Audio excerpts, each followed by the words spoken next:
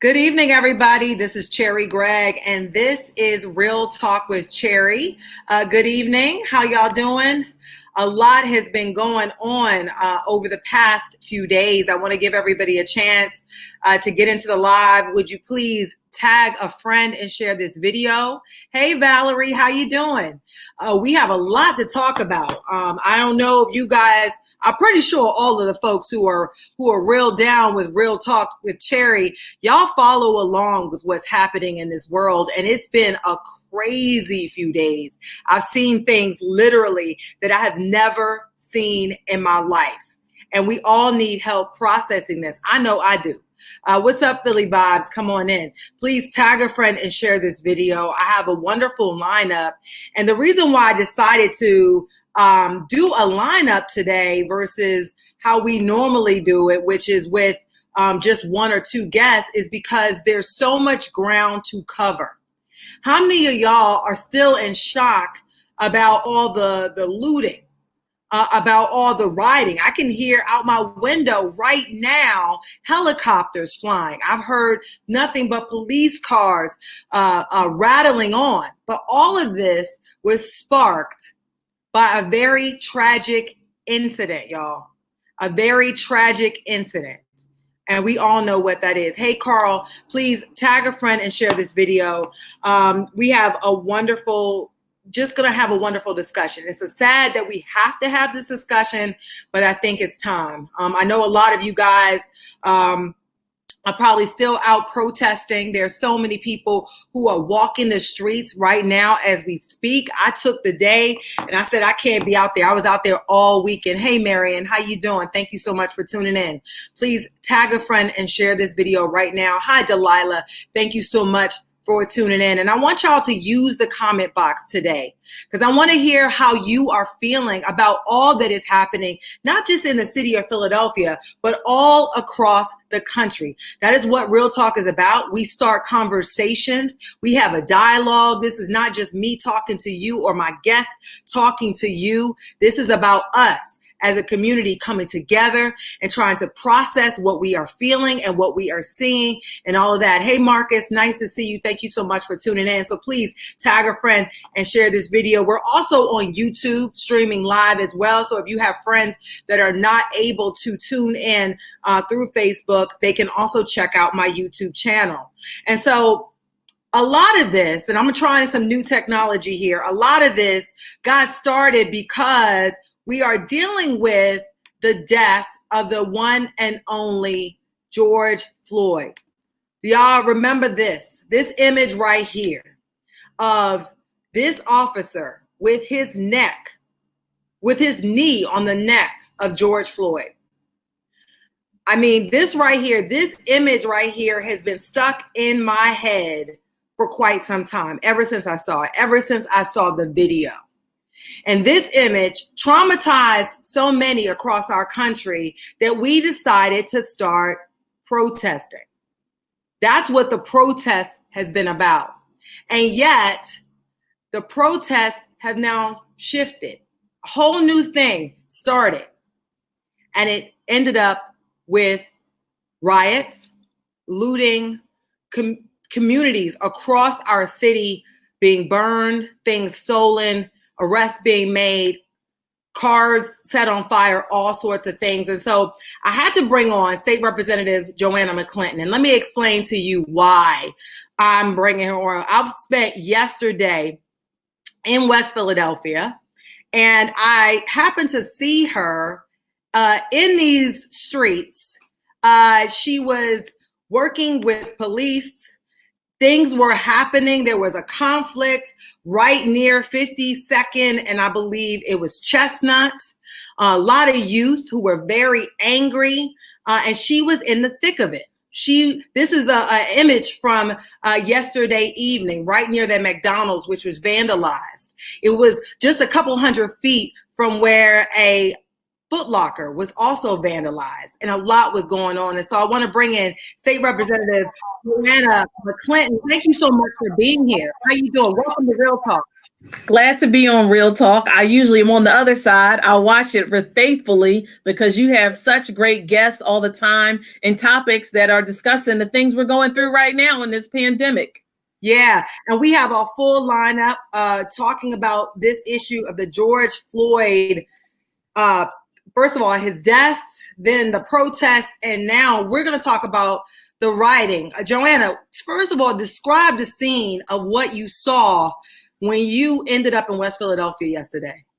So before that, I was sitting down, eating my Sunday dinner, got a call from my police captain in the 18th district. So, fork in hand, plate in hand. And I'm like, this is not good. So my first question was, Captain, are you okay? He said, Rep, I'm not okay. I need you to come out here. Our councilwoman is out here, but I need you to come out here too, because it's not going well. And so when I got there, I didn't know exactly what to expect, Cherri. And what I saw was, of course, about 100 people, many of them making very valid points. I was proud to see young adults from the neighborhood, smart, articulate, sharing basically what was on their chest, talking about the relationship that the 18th district has with the community and how it's unfortunately not a very positive one. Yeah. And this anger, this is a lot of anger is what I'm hearing from young people.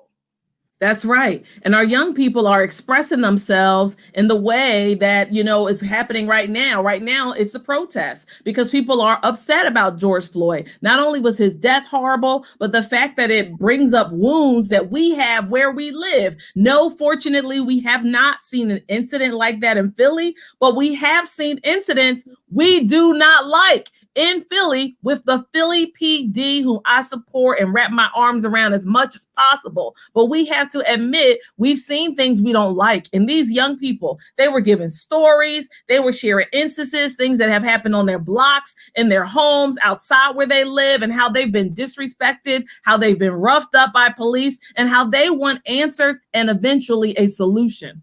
Yeah. And so this anger, but why looting? Because I understand that there's three sets of people here, because you got people who are protesters, right? Very angry, and they're protesting in a very productive way. Then you also have people who are protesting and looting. Yeah. And then you got people who are just straight up saying, you know what, we're going to take advantage of this and we just going to loot.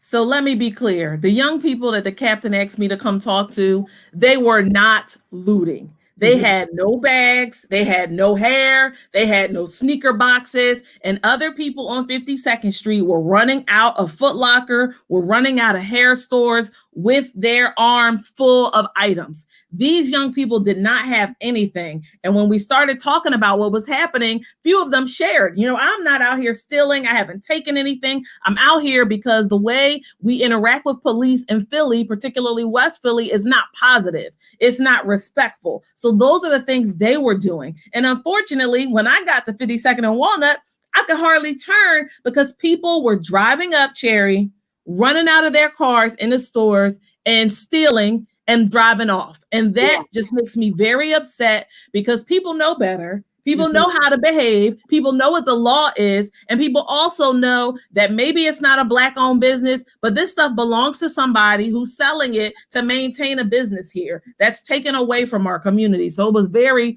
frustrating to see that as well. And let me just describe it. People saw my live. I tried to go live from 52nd Street. That's where I ran into Joanna doing her thing. And shout out to Councilwoman Jamie Gauthier. She was there as well. And y'all were negotiating this standoff because there were dozens of police officers lined up right at the corner of Chestnut, and I believe it was 52nd Street, kind of blocking the corner. And the young people were standing there. They were holding their signs. They were saying what they had to say. Meanwhile, a couple 100 feet away, looting going in the same block. In the very same block. So from Chestnut to Walnut, for those who are familiar, it's the same block. They were actually running, not the same group, a different group, as you noted, Cherri, was running in and out of the store, stealing as much as they possibly could take. And unfortunately, some probably coming back for a second and third round. And the reason why the captain called me there was because the curfew had started. It was after the curfew, and they were saying, we are not going home. We refuse to move. And of course, the police are under orders also.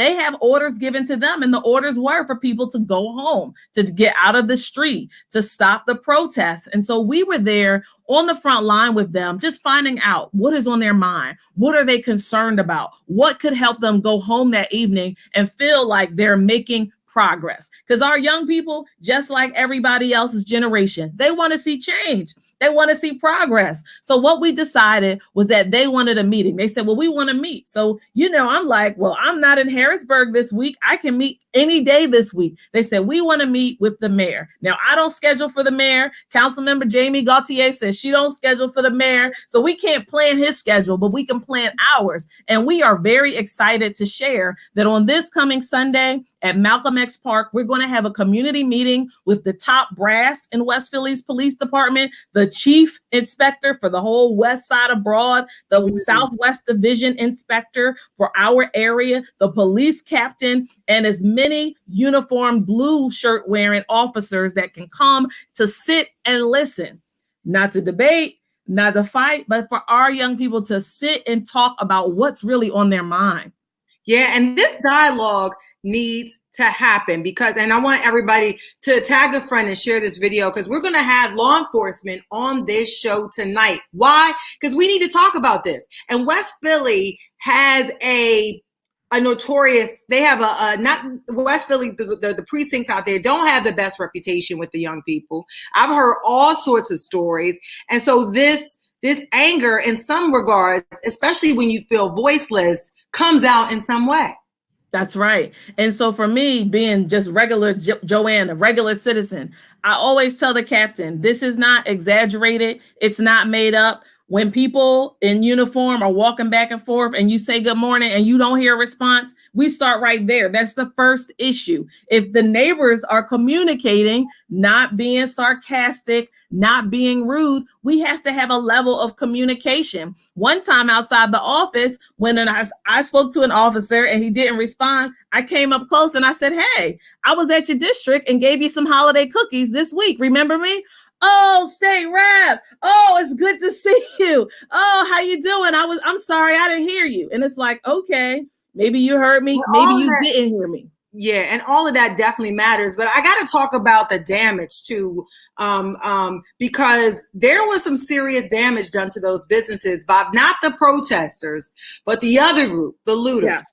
Mm-hmm. The damage is profound. I mean, glass broken, shutters ripped off. When we left 52nd Street, we went to 60th Street, which is where my district office is located. And right across the street, a pharmacy was burned to the ground. A neighbor shared with me how she watched people drive up 3 cars at a time throughout the street, getting out with axes. They came prepared to tear businesses down, Cherri. And that disappoints me because I know that my neighbors, we don't tolerate that. We're not coming out destroying our own neighborhood. So people came from other communities. Who knows where they were coming from? I even saw Jersey plates where people were driving over into our community, wrecking it, stealing what they can so they can either have it for their family or sell it and try to, get rid of it and make up a come up off of it. So it's really disturbing. And there was a lot of trash. I mean, the cleanup this morning was on for hours trying to get things just in a way that you can walk down the street.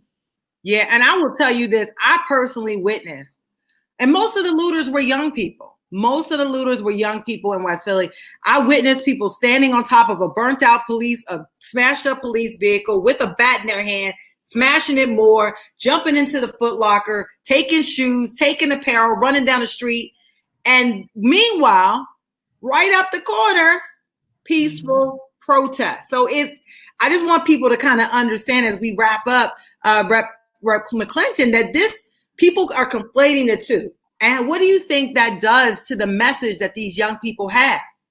Well, it dilutes the message. It's like too much water in a beverage where you're trying to taste the flavor. It dilutes the message where the reporting is no longer on George Floyd, on Black Lives Mattering, or the fact that we want peace in our streets. And it changes it to, oh, this was stolen, that was stolen, and the damage done to businesses, because that's a real problem as well. And it's unfortunate because there are two different groups who are doing the different things. And we don't want the message, the positive message of bringing about real change in the way policing happens, not just here in Philly, but across the country. We don't want to lose that message. Yeah. And so what do you think about today's protests? You saw, Well, I mean, there are 1,000 people marching right now. I mean, I know that the curfew is on, they have to disperse, but what do you think about the way it was done today? Well, I was disappointed to see that they stormed the expressway. That is very dangerous. I know this is critical. It's important. And unfortunately, it's life and death, especially for those that are Black and brown. But you cannot cause that type of jeopardy and havoc, because so many more lives are in danger when people are going home or headed to work or doing whatever they're doing, and people just start walking out on the Vine Street Expressway. We cannot have that happening. That's just dangerous for everybody. Yeah. And so I just want people to keep in mind that our communities, as we wrap up, I mean, this community is going to take some time, because I have to tell you this, Joanna, I have been covering West Philly, Southwest Philly, all of Philadelphia for 9 years now as, working at KYW. And I've gone to, the ribbon cuttings of the grocery stores. For years, people lobbied for years to get, Brown ShopRite and all these plazas, and now destroyed. Or not destroyed, but damaged, severely damaged. And damaged in a way that it's going to take time to repair and have it an appropriate way for it to be back open. And it makes you wonder, if Lowe's got looted, when can we bring another big business where we can get essential needs in our community? Because there's not one otherwise. If I type in Lowe's in my neighborhood, it's going to tell me to go out to Delaware County or to go here or to go there, when we should be able to just go on 52nd Street. But unfortunately, it was damaged in a way that they're going to have to make an assessment and figure out when they can even reopen. So I just want to encourage everybody, as I wrap up on this part, to make sure that you know where your young people are, know where they are, because you want them to be safe. You don't want to hear about anything happening. And the way it was going last night, it could have ended in a very different way. It could have been a different outcome. It could have been not just we have a meeting coming up and everybody walks away and goes home safely. So make sure you know where your young people are. And tomorrow, make sure you go ahead and vote. If you got a mail-in ballot and you live in Delaware County, Montgomery County, or Philly, it must be postmarked by tomorrow. But the governor did extend it for 1 week. That's another way we can all lift up our voices and be heard. Thank you so much. State Representative Joanna McClinton, thank you. You have your mail-in ballots. The deadline was extended. I want to point that out because of this. It was extended and you can drop it off. You can now have it mailed or postmarked by June 2nd, according to Governor Wolf, and there are drop-off locations. I will make sure to leave that here on this post. Thank you so much, State Representative Joanna McClinton, for taking the time and being on Real Talk with Cherri. Glad to be here. Have a good rest of your talk, Chair. You too. All right, guys. And so I want you to tag a friend and share this video. We're going to now switch gears a bit and shout out again to State Representative Joanna McClinton. She was on the front lines yesterday in West Philadelphia, helping to quell the nerves of young people who were expressing anger to law enforcement. So now we're going to talk about the law enforcement response to the death of George Floyd. And first of all, I want to bring in two very seasoned individuals in law enforcement who worked in law enforcement for years. And so I want to first bring in, hello, I think I had a freeze. Hello, retired Deputy Commissioner Joseph Sullivan, welcome. And also community activist and faith leader here, Lamar Steward. Thank you so much for being on Real Talk with Cherri. Thank you, Cherri. We're glad to be on. Wonderful. And Lamar, could you just switch your phone this way? Turn it to the side, turn it horizontally. Oh, all right. There you go, because we want to see your full face there. There you go. Thank you so much. Yeah, no problem at all. And so, gentlemen, I want to, first of all, both of you, the reason why I asked both of you to be here is because you both had a pretty strong response, just like many people who work in law enforcement across this country, to the death of George Floyd. And so Joe, I want to start with you. You tweeted something. You spoke out. Why? And what did you tweet and why? Well, when you see these type of videos, normally you have to say, hey, we got to wait till all the facts are in. We've got to see what happened before. This is one time where the video speaks for itself. Doesn't matter what happened before. It doesn't matter what to it.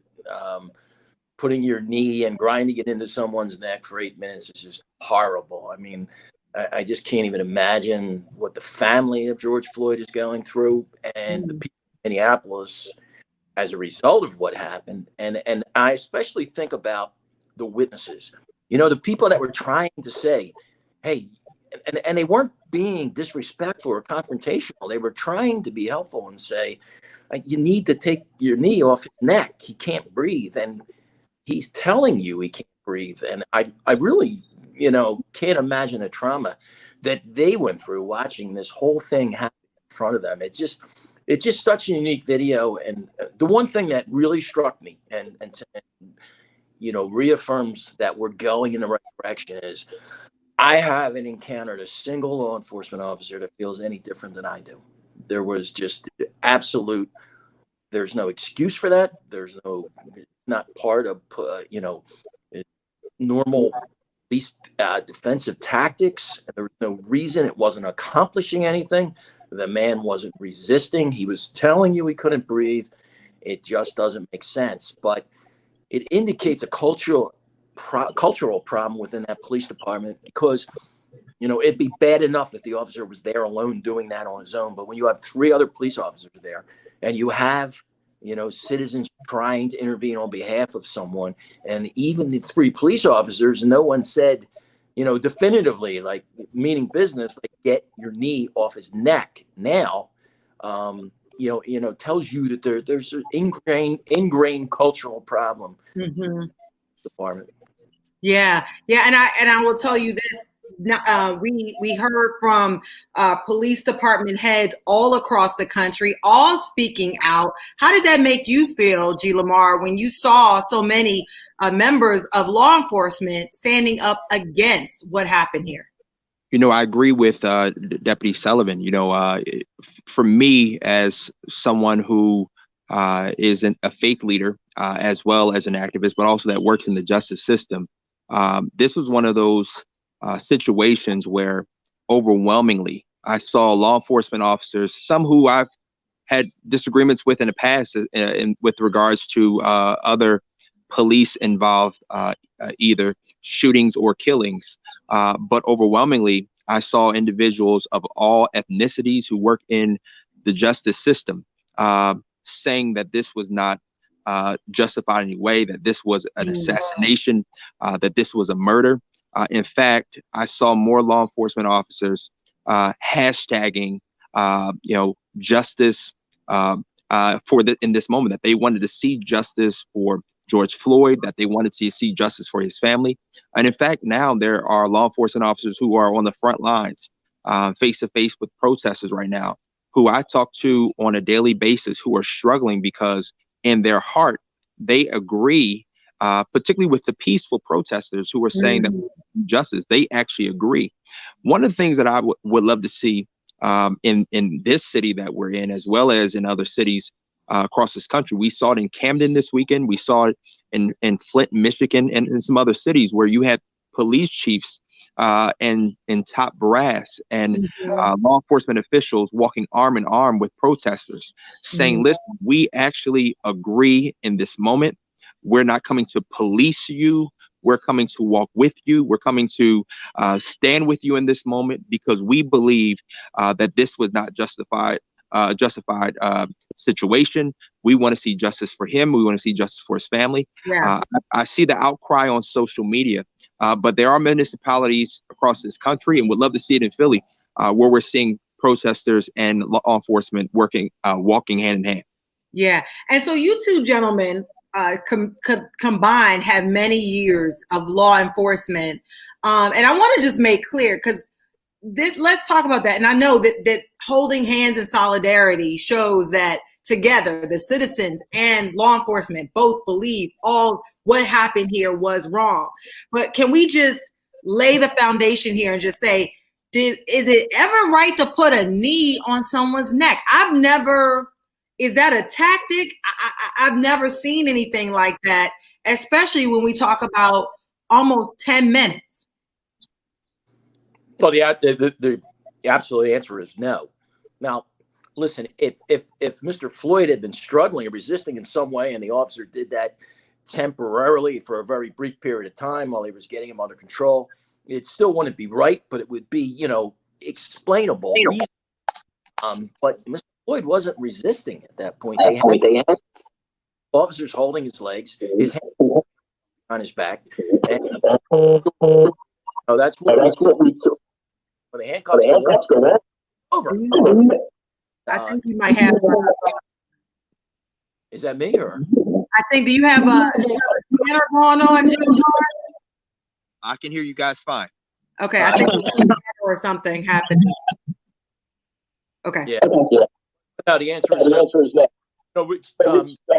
Our Commissioner Rand,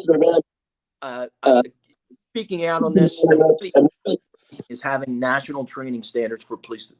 We have almost 18,000 law enforcement agencies in the United States, and thousands of police officers, sheriffs, deputies, and what we don't have is national standards. And the policy in Philadelphia is absolutely no. The state standard at one point did allow that, but the Philadelphia Police Department said absolutely not. So it's not within our policy. It would be a policy violation. Commissioner Ramsey is 100% correct in my estimation that one of the ways that we're going to stop is that we have to have more unified, more consistent standards for police departments across the country. We do it at the state level now, but we need to go further than that because, you talked about the officers who are 100% in support of Mr. Floyd and the prosecution of these officers, and they're on the front line with protesters, and they're thinking the same thing. This happened 100 miles away. We're here in Philadelphia. I come to work. I do the right thing every day. I do the best for my community. And now I'm being screamed at, and I don't condone what this person did. And I'm an individual, but yet getting lumped in. So it's very difficult for our officers that are on the front line right now because they're hurt on a personal level, and then they're hurt on a professional level because they're like, well, I thought that was the point. We don't paint with a broad brush. Nothing to do with what happened, and I don't support it. I don't condone it, and I like you. I look forward to seeing a successful prosecution of this individual. Yeah, and that's what I wanted to. That's my next question to you, G. Lamar. I mean, how important is it? And Joe just kind of teed this up here that this prosecution that it be handled and correctly. Yeah, I think it's very important. I think, those of us who are Black and brown in this country, and those of us who are on the front lines of fighting for justice, we've seen instances where police officers who have acted inappropriately or who have where there's been police brutality or where the worst cases where someone has suffered death, we've seen where individuals have been charged, but there has not been conviction. And so I think this is why people continue to fight for justice, because just charges is not enough. We need to see conviction. We need to see a fair and firm sentencing in this situation as well. And we need to make sure that, these individuals, all of them don't get their job. Of course, we have the officer who put, his knee in the neck of Mr. Floyd. But we also have the other three officers who were watching and witnessing it and did nothing to stop it. And so I believe fair and firm prosecution is necessary in this moment, but also as the community is seeking to heal, as the community is dealing with the trauma and trigger. I think we have to understand is that part of the outrage is not just about this one case. Part of the outrage is that folks are being triggered in this moment. I had a conversation with the fiance of a gentleman who was shot and killed by a police officer in Philadelphia. and I won't speak about the specifics of that case, but I will say that she reached out to me and said how this situation has triggered her negative emotions about law enforcement. She and her family had to move to a different state just because her son could not stand seeing officers in uniform, particularly those who are in Philadelphia. I think it's important for those of us who work in the justice system. If we truly believe that every community matters, if we truly believe that that the communities that we serve, that we really care deeply about them, I think this is the moment where those of us who are in the justice system, those who wear uniform, should be able to say Black Lives Matter. Should be able to, on a protest line, look at people in the community that they're sworn to serve and say that you matter to me, your children matter to me, your life matter, Black lives do matter to me, and be able to say that and mean it, say it with compassion, say it with care, say it with love, and continue to serve. Yeah, and thank you guys. I want to say, tag a friend and share this video. We are talking about the death of George Floyd, the tragic death of George Floyd at the hands of law enforcement. It's currently just allegations. The officer who used his knee to pin down Mr. Floyd for nearly 10 minutes. It's currently been charged with third-degree murder in Minneapolis. And so we don't know the outcome of that. And so now it's just allegations, it's just charges. And so I do want to encourage you guys to ask questions. And we will have Dr. Argie Allen-Wilson later to help us process all that we're taking in. And I got to bring a question in for both of you gentlemen from our audience here. And the question is, why do you think the other officers did nothing? Why do you think that? And what is the normal procedure for this type of thing? And Joe, you kind of started touching on that. What was supposed to happen? And then I want to, why do you think they didn't do that?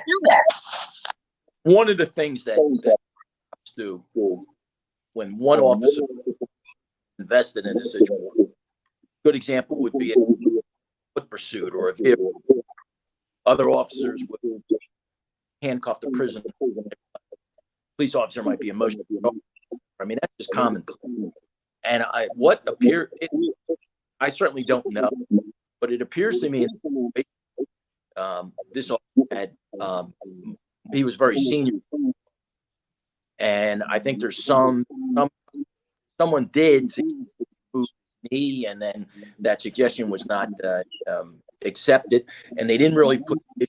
That's the only thing. I mean, Lamar, I'm curious to know what you think, but it just appears to me that, as I said, you have a cultural problem within a department, and then it was compounded by the fact that it was a senior officer with far more years on the other officers, and that's not. I'm not offering that. I'm offering that as an explanation, and certainly not as an excuse. But that's the other thing that's very difficult in these situations. And working for the prosecutor, you know that you want to make sure that people want to see an arrest right away, and everybody understands why they want to see that. From the prosecutor's standpoint, his concern is, I have to make sure I get a conviction. I have to make sure that I look at the statute and the definitions of the various grades of murder, and then I look at the situation and I charge this person so that I will win. And then if you think about Trayvon Martin, there was an overcharging, and because of that, somebody who should have gone to jail walked. So, the one thing I would say to people is please be, patient. I can see that they're trying to get it right. And remember, he's now been arrested for murder under state law, but there's still a federal investigation going on. And that is for civil rights violations. And that does take a lot. I mean, you've got to gather all the facts so that you can make a federal case under that statute. And it's good to see that those two type of investigations and potential prosecutions are continuing on parallel tracks, but they're both moving forward. That way, that justice is going to be done. But we want it done. Yeah, we want and justice takes time. Because we want people to get a fair trial on all sides, right? And so it's going to take some time, but knowing that charges that people do see this as some sort of crime, I think makes people feel a little bit of hope. And so, G. Lamar, I mean, your thoughts on why? I mean, because this is a situation where, like Joe said, normally somebody would say, "Get your knee off his neck," and nobody did that. Yeah, so I think that a sensible, mature, community-oriented, people-oriented, compassionate officer, most of the ones that I know that are my friends in law enforcement would have immediately said something or even put their hands on that officer because that officer is in the wrong. In situations where you see that when the situation where you don't see that happen, I think is revealing of a culture, but is also revealing something about that individual officer. That in many situations, you have officers who are afraid to hold their colleague accountable in that moment, to check their colleague. I think that if we're going to be quick to challenge and hold a community accountable, we have to also be willing to do that for those who we work with each day. And sometimes you don't, waiting until later on in the locker room or waiting till you get back in that patrol car is not necessarily the best thing to do. Sometimes you have to take action. And I know there's a backing the blue type of culture in law enforcement, but sometimes backing the blue means in a moment, I'm going to check you, I'm going to challenge you, I'm going to keep you from causing harm to someone else, and eventually having yourself in a situation where you're going to prison maybe for the rest of your life and ultimately causing the death of somebody else. And so I think that, that reveals something. We those who are in the justice system, sometimes you hear them critique the no snitch culture that exists within communities across this country. But if you're going to challenge a community for looking at a crime and not saying anything, how do you then be introspective within your own ranks to say, how can you watch a crime happen and not do anything at all? That works both ways. And we need officers. And I know many good ones, and I know many who would have said something in that moment. But I do think that reveals something about an element within the police department and police departments across this country, where there are some people who will just watch and what they consider backing the blue is not saying anything. I think a good officer, a sensible officer, a community-oriented officer will say something every time. Yeah, and I want everybody to tag a friend and share this video. And I want to talk about the racial aspects too, because, Joe, when you see this, there's been so many. You mentioned Trayvon Martin. There's been so many of these. And I remember the summer of the Philando Castile, also in Minneapolis. What was that, like 4 years ago? 3-4 years ago? Yeah. That happened that summer.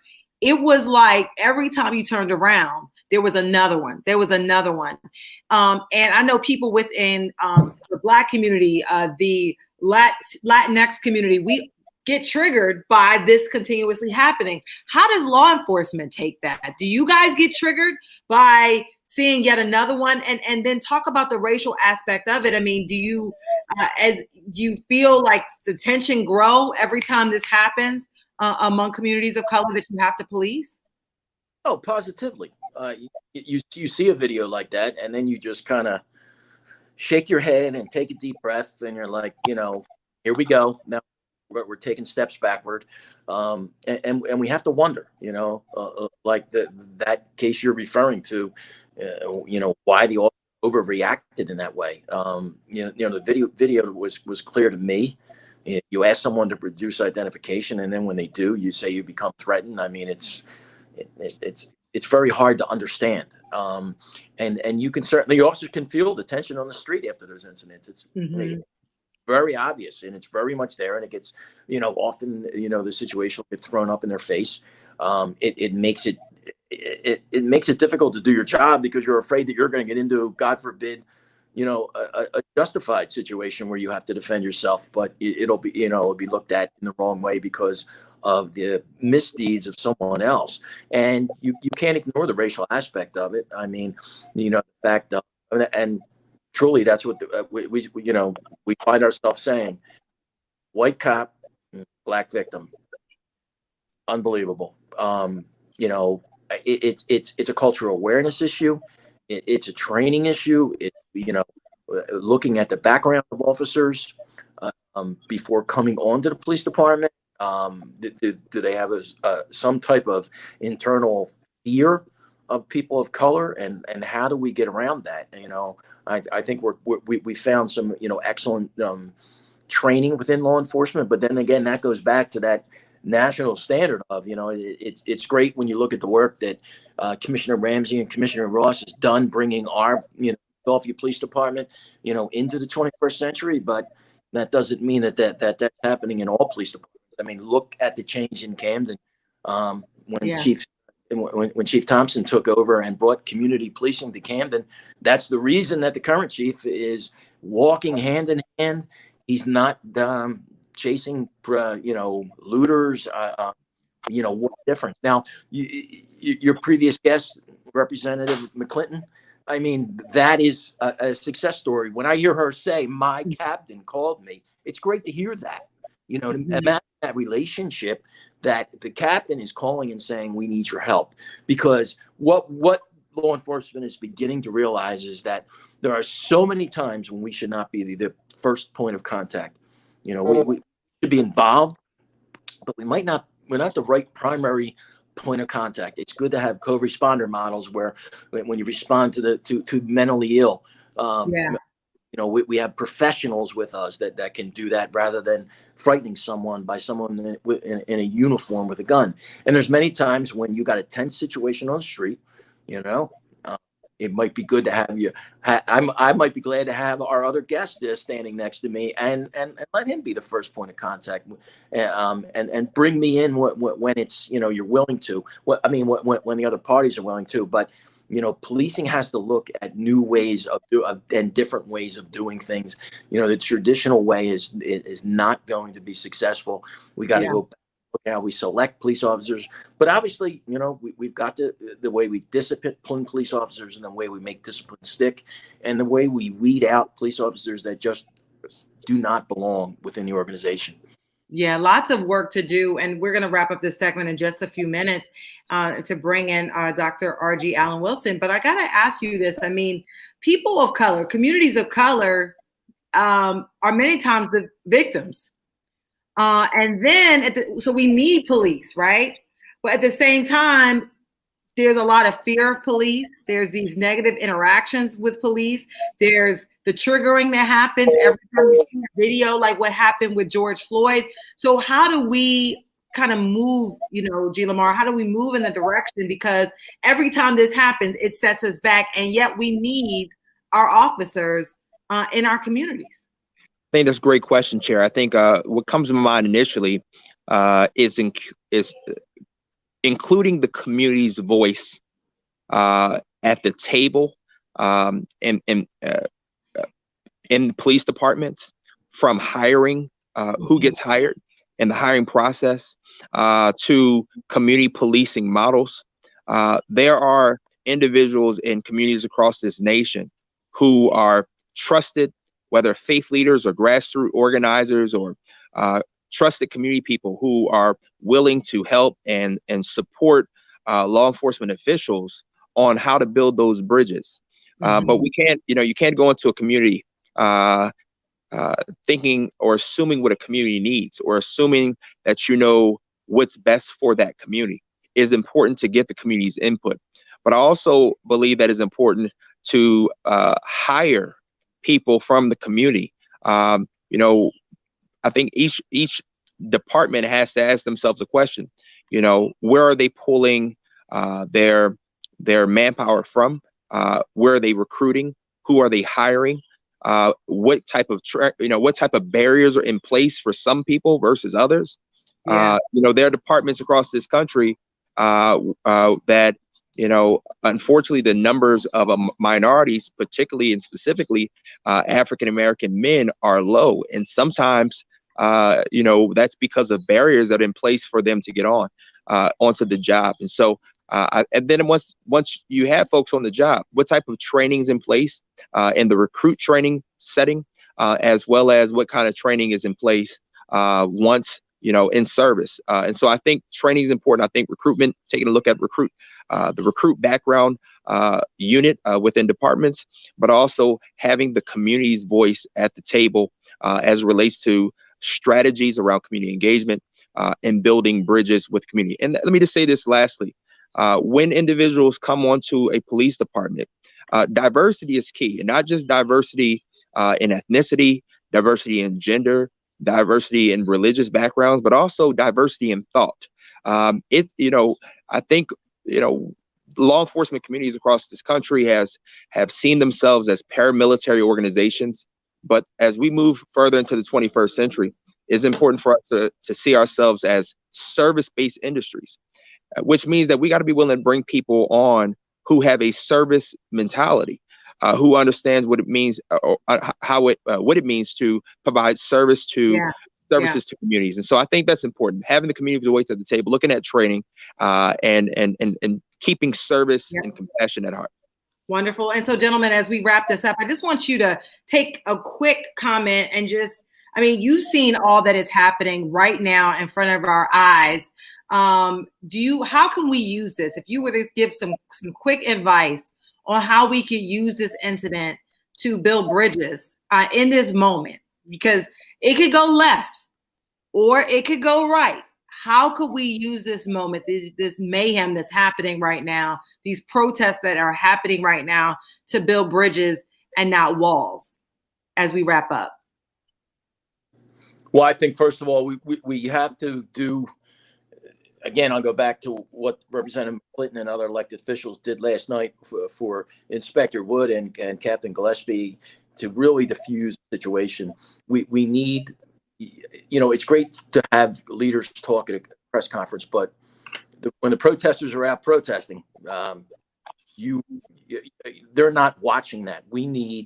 I have used the clergy on many protests that I knew were going to be potentially tense between the protesters and the police, and that has really diffused the situation. I think we got to do more of that, so we get that dialogue going, so the people protesting, I'm talking about the legitimate protesters that are really hurt, they're really angry, they're looking for a voice, that they are able to understand and speak, and you're beginning to see that out there. It's beginning to change. So people understand that, yes, we're police officers, but yes, we feel the same way that you do. We want to get fixed. We want to get rid of police officers like that. And so that we realize it does not have to be a contentious situation. And that's why we can walk together and we can march together, and we can all call for change. But we definitely have to bring our leaders to the table. We have to bring them on the protest line with us, and we have to change the dynamic of protest. Protester is not a bad word. Yeah, thank you. Thank you for that. And final word, and could you keep it short as we wrap this up? I'll keep it short. I know we're about to segue into my big sister, Dr. Argie Allen. So I'll say this.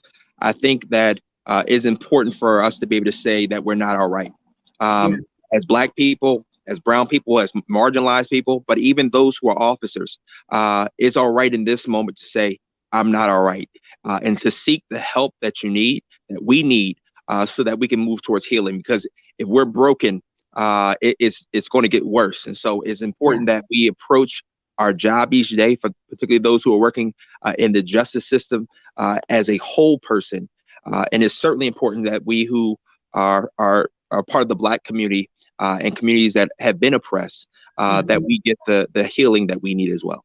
Well, thank you so much. I want to say, welcome to Real Talk. I appreciate both of you. Hopefully you'll come back at a later date, and we'll look back and say, yes, we use this moment to build a bridge. Thank you so much to Joe Sullivan. Thank you to G. Lamar Steward for being on Real Talk with Cherri. I appreciate you both. Thank you. Care. Thank you. All right. And next up, we have Dr. Argie Allen-Wilson. We are really dealing with a lot of things right now. And I don't know about y'all, but I have therapy that I go to every other week to help me process everything that I'm taking in, from that video of George Floyd to the rioting, to all the things that we're dealing with in the middle of a pandemic. And so that's why I had to bring in Dr. Argie Allen-Wilson here today to talk to you all about this very issue. And I'm trying to unmute you here.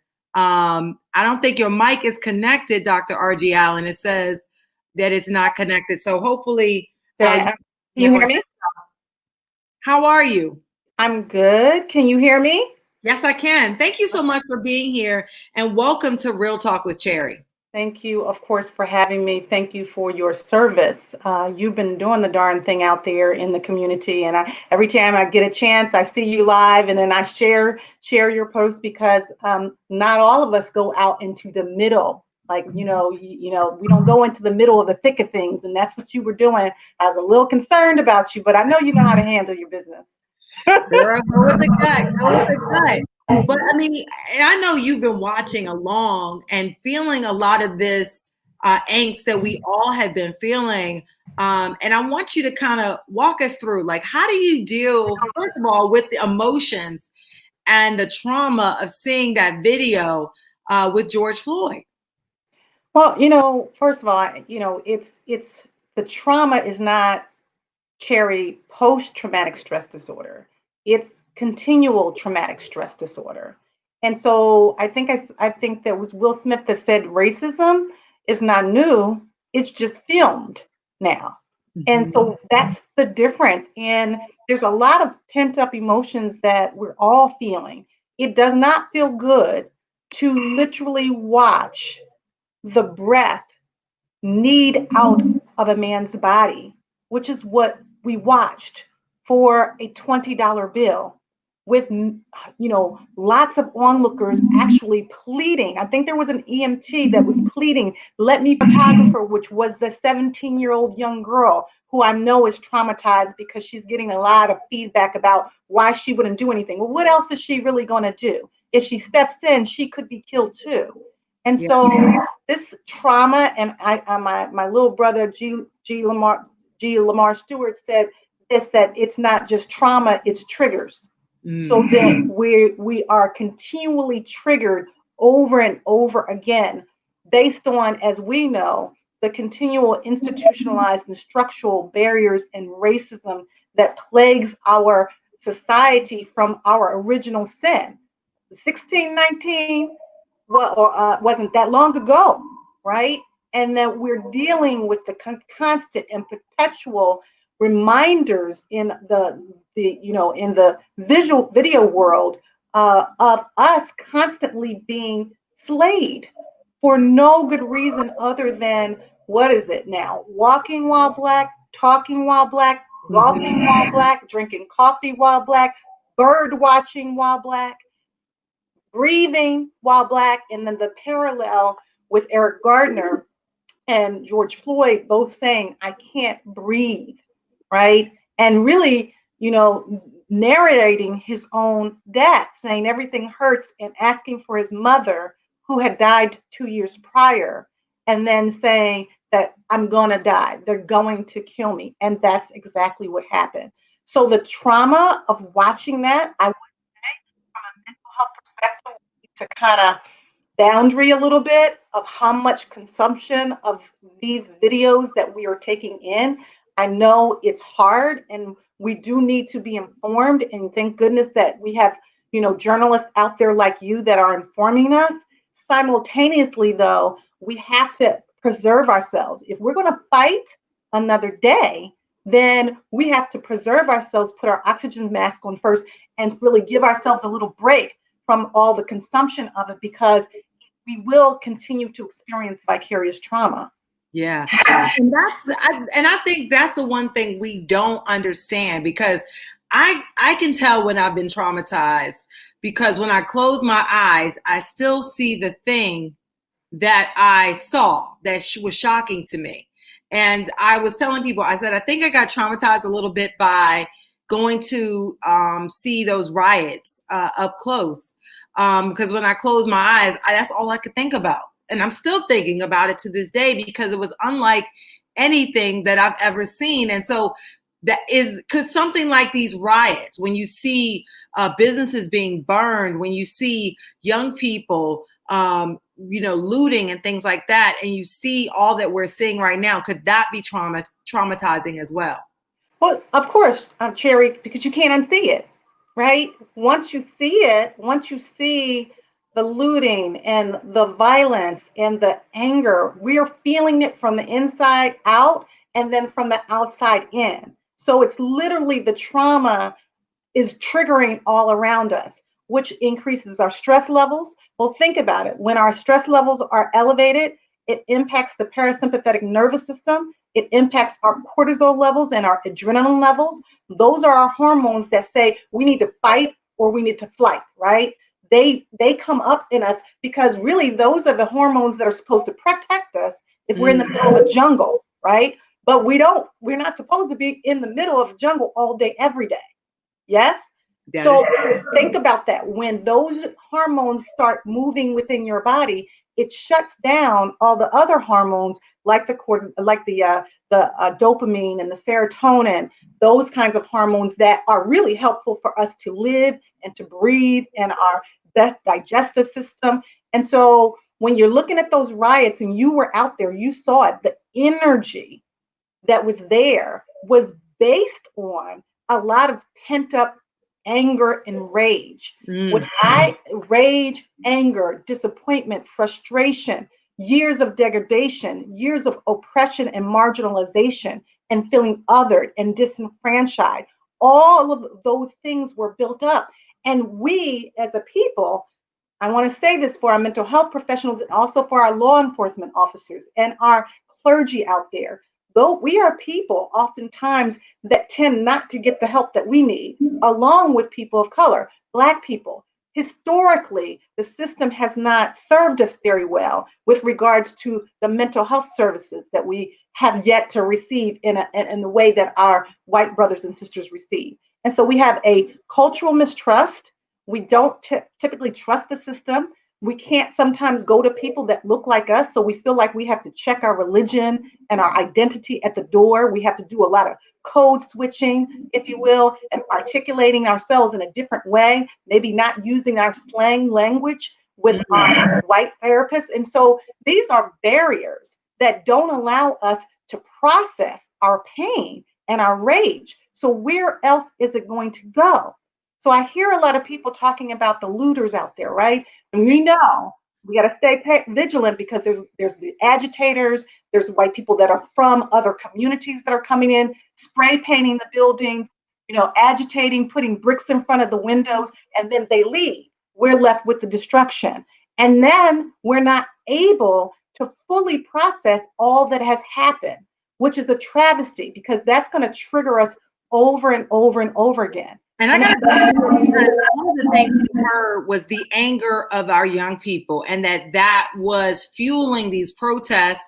And for some protesters, there's three groups. There's protesters who are angry. Then there's protesters who are angry. And they also decide they're going to loot in addition to protest or they're looting because they're protesting. And then there's just people who are taking advantage of the situation.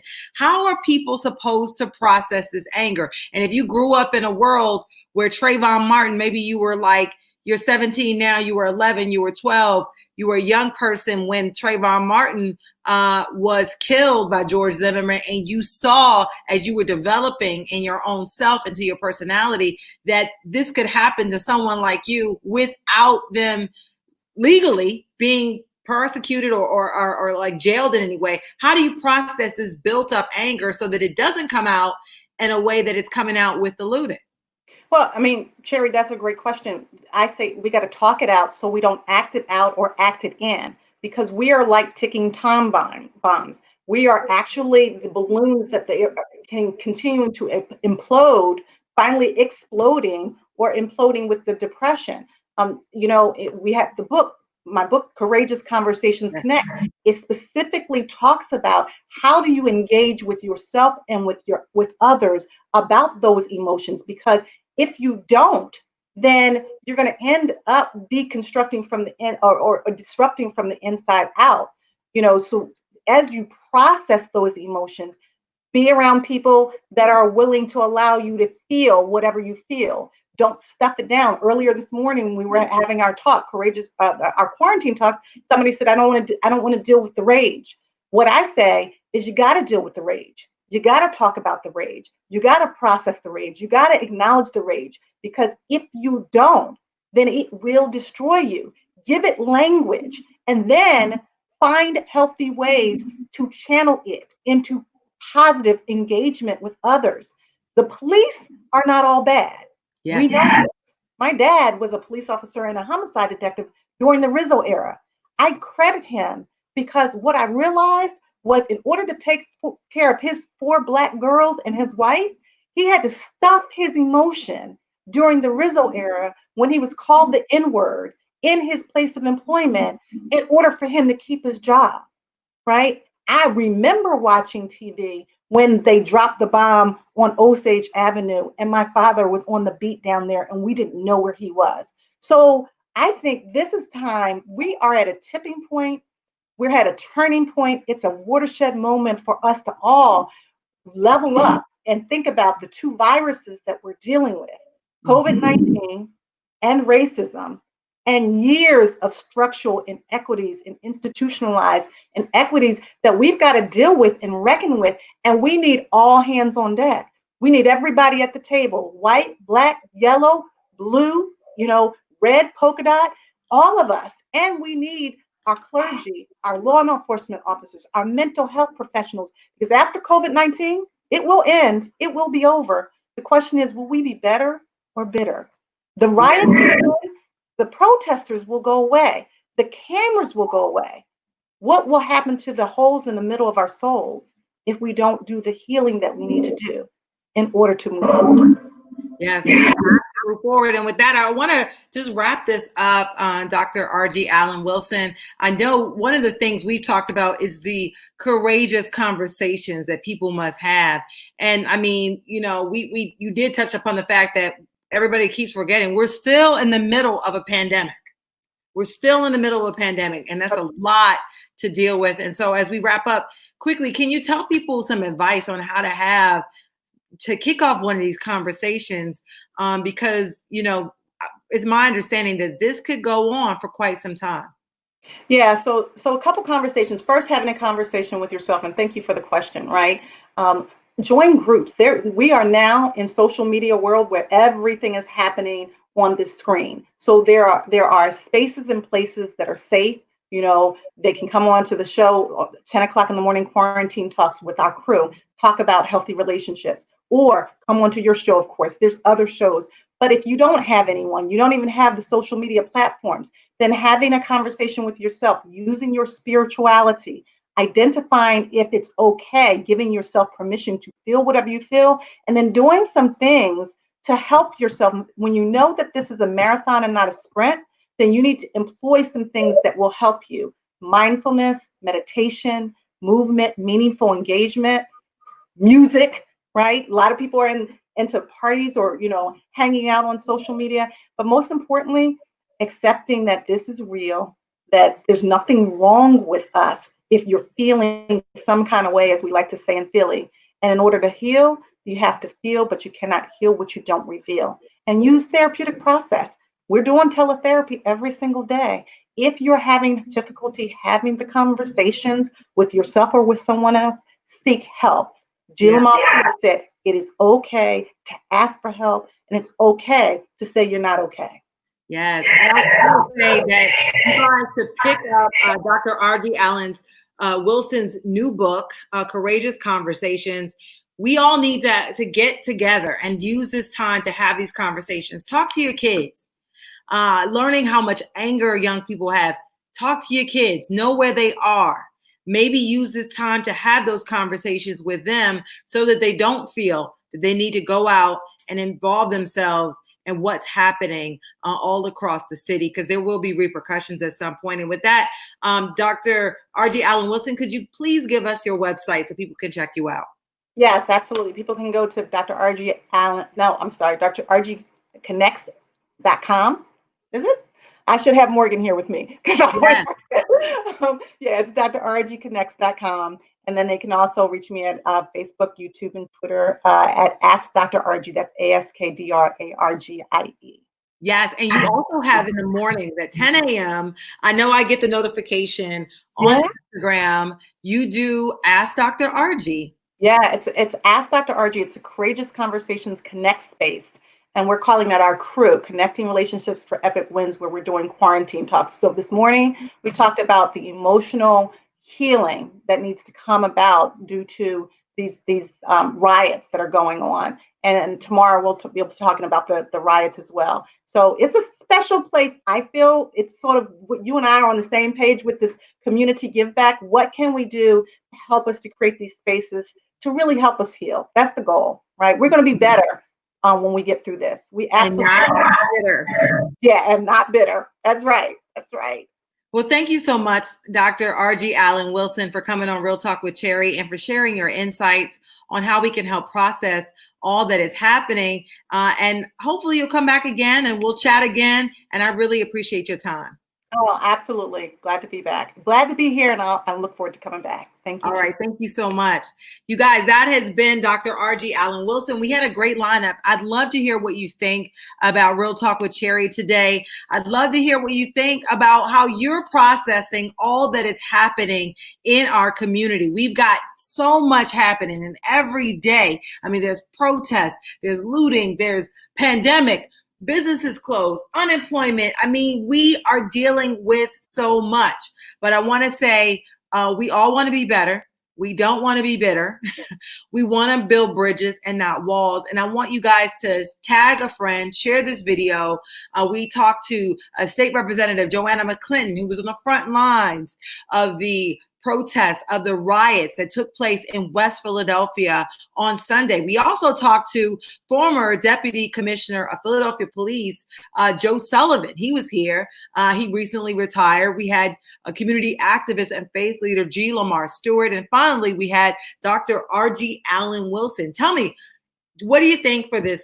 What do you think about this? Tag a friend, share this video. I'm trying to grow this platform because I truly believe that we need a space to elevate our conversation, to talk about real things in real speak with real people, and not always, where we can't understand.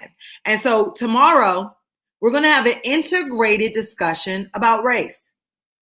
We're going to have an integrated discussion about race. I have a really wonderful panel for you guys, and we're going to be talking about real race issues, how we can get our white friends involved, how we can build allies across races. Because what the George Floyd situation has taught us is that it's time for America, it's time for this country to finally deal with our original sin. And that is white supremacy, that is slavery, that is racism. And it's not just about us. If you're a person of color, we can't heal racism. We can't deal with racism without bringing everybody into the conversation.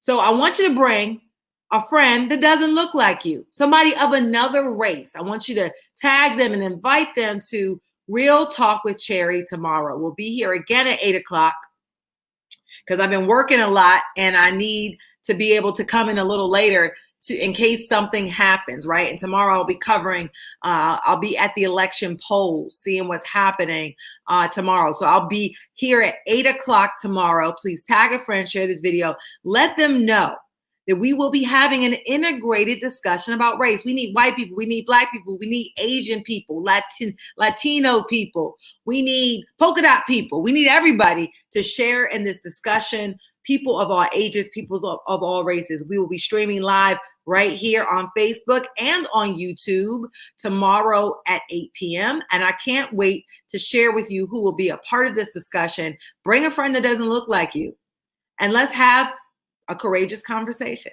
So this has been Real Talk with Cherri. It is my community give back during this COVID-19 crisis. It is my belief that we will do more than just survive this. We will thrive.